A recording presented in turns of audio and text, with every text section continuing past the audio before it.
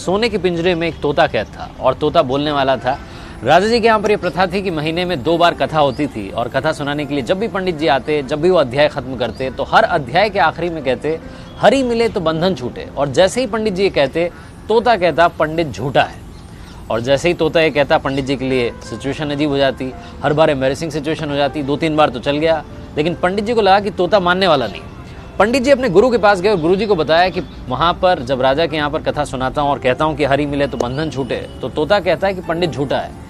ये तोता पंडित झूठा है बार बार क्यों कहता है? तो गुरु जी ने कहा कि चलते हैं, चल करके तोते से बात करते हैं। गुरु जी पंडित जी के साथ में तोते के पास पहुंचे और तोते से पूछा कि भैया बात क्या है? तो तोते ने बताया कि गुरु जी एक बार मैं एक ऋषि के आश्रम में पहुंचा, वहां पर मंत्रोच्चारण हो रहा था, जो उनके शिष्य थे मंत्र बोल रहे थे। मैंने एक मंत्र सुन लिया और मंत्र याद करके मैंने रिपीट कर दिया। जैसे ही मैंने मंत्र बोला तो ऋषि के शिष्यों ने देखा कि बोलने वाला तोता है। उन्होंने मुझे पकड़ लिया, लोहे के पिंजरे में कैद कर दिया।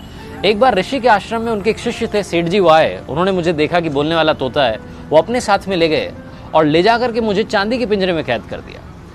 एक बार राजा जी के यहाँ पर दावत थी तो सेठ जी ने सोचा कि क्या गिफ्ट दिया जाए। फिर उन्हें मेरी याद आई, उन्हें लगा कि इससे महंगा कोई गिफ्ट नहीं हो सकता। वो मुझे लेकर के गए और राजा को भेंट कर दिया। रानी को मैं बड़ा पसंद आया और मुझे सोने के पिंजरे में कैद करवा दिया। कुल मिलाकर के रहा मैं पिंजरे में ही, मेरा पिंजरा नहीं छूटा। तो जब जब मैंने हरि का नाम लिया मेरा बंधन नहीं छूटा। गुरुजी ने तोते को अपने पास बुलाया और उसके कान में एक बात कही। गुरुजी पंडित जी को लेकर के वहां से चले गए। अगली सवेरे जब सुबह हुई तो राजा के सेवकों ने देखा कि पिंजरे में तोता मरा हुआ था, उल्टा पड़ा हुआ था। उन्हें बड़ी चिंता हुई और राजा को बुलाने गए। पिंजरे का गेट खोला और जैसे ही गेट खोला तोता उड़ गया और उड़ते उड़ते बोला गुरु मिले तो बंधन छूटे। इस लाइफ में सही गाइडेंस का होना बहुत जरूरी है। आप किससे सलाह ले रहे हैं बहुत जरूरी है। अगर आप गलत आदमी से सलाह लेते रहेंगे तो आप गलत दिशा में बढ़ते जाएंगे और आपका कुछ नहीं हो पाएगा।